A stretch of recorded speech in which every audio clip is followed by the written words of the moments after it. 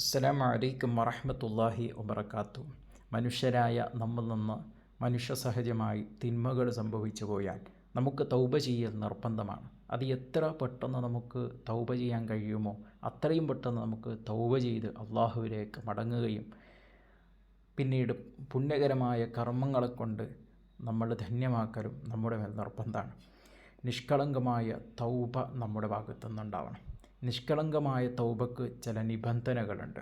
ചെറുതും വലുതും രഹസ്യവും പരസ്യവുമായ എല്ലാ കുറ്റങ്ങളിൽ നിന്നും തൗബ ചെയ്യൽ നിർബന്ധമാണ്. ചെയ്ത തെറ്റിൽ നിന്ന് പൂർണ്ണമായും നമ്മൾ മുക്തനാകണം. അഥവാ തെറ്റ് ചെയ്തുകൊണ്ടിരിക്കുമ്പോൾ പശ്ചാത്താപത്തിന് യാതൊരു പ്രസക്തിയില്ല എന്ന വിഷയം നമ്മൾ പറയേണ്ടതില്ലല്ലോ.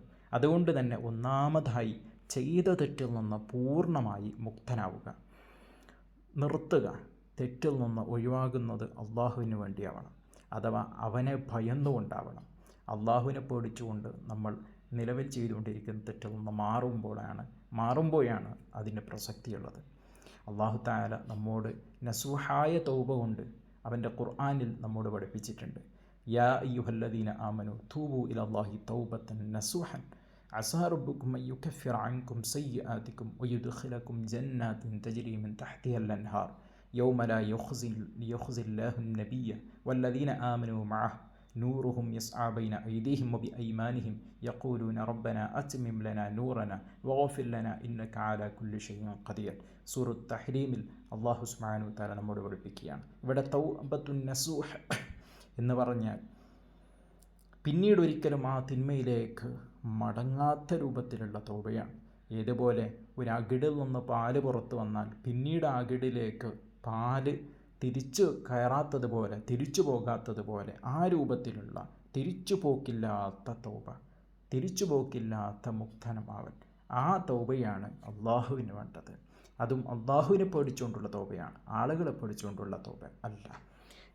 ചെയ്ത തെറ്റിനെ ഓർത്ത് ആത്മാർത്ഥമായി ഖേദിക്കലാണ് മറ്റൊന്ന്. ചെയ്ത തെറ്റിനെ ഓർത്ത് ആത്മാർത്ഥമായി ഖേദിച്ചാൽ മാത്രമേ നമ്മുടെ തൗബക്ക് പ്രസക്തിയുള്ളൂ.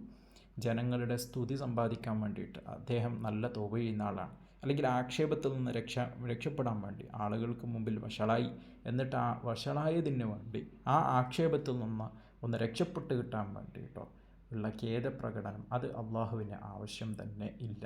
അങ്ങനെയായാൽ തൗബയായി അത് പരിഗണിക്കപ്പെടുക പോലും ചെയ്യൂല. ഖേദം അള്ളാഹുവിന് വേണ്ടി മാത്രമായിരിക്കണം. റബ്ബേ, നീ കൽപ്പിച്ചതിന് എതിരായി എൻ്റെ ഭാഗത്തു നിന്നൊരു പ്രവണത ഉണ്ടായിപ്പോയല്ലോ എന്ന ഖേദമാകണം ഒരു മനുഷ്യനെ തെറ്റിൽ നിന്ന് മാറ്റി നിർത്തുന്നത്. തെറ്റുകളിലേക്ക് ഒരിക്കലും മടങ്ങുകയില്ല എന്ന ഉറച്ച തീരുമാനമാണ് അടുത്തതായി വേണ്ടത്.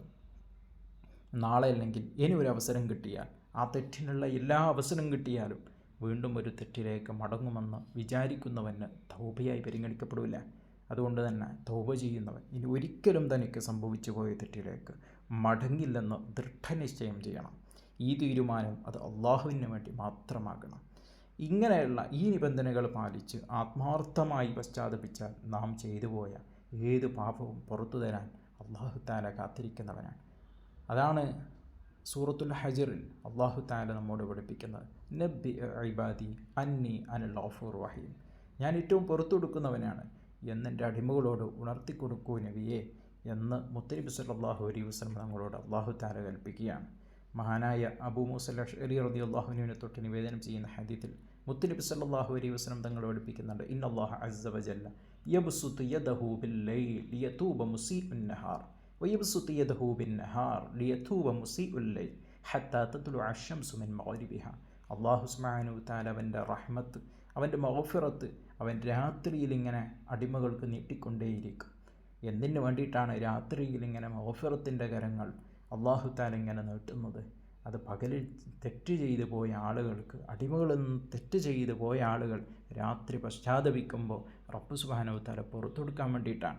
അതേപോലെ തന്നെ പകലിൽ അവൻ്റെ മഗ്ഫിറത്തിൻ്റെ കരങ്ങൾ ഇങ്ങനെ നീട്ടിക്കൊടുക്കാൻ, രാത്രിയിൽ തെറ്റ് ചെയ്ത് പകലിൽ തൗബ ചെയ്യുന്ന ആ പശ്ചാത്താപ മനസ്സുള്ള ആളുകൾക്ക് പുറത്തു കൊടുക്കാൻ വേണ്ടിയിട്ടാണ് ഇങ്ങനെ അള്ളാഹു തആല ചെയ്യുന്നത് എന്ന് നമുക്ക് ഈ ഹദീസിൽ നിന്ന് മനസ്സിലാക്കാൻ പറ്റും.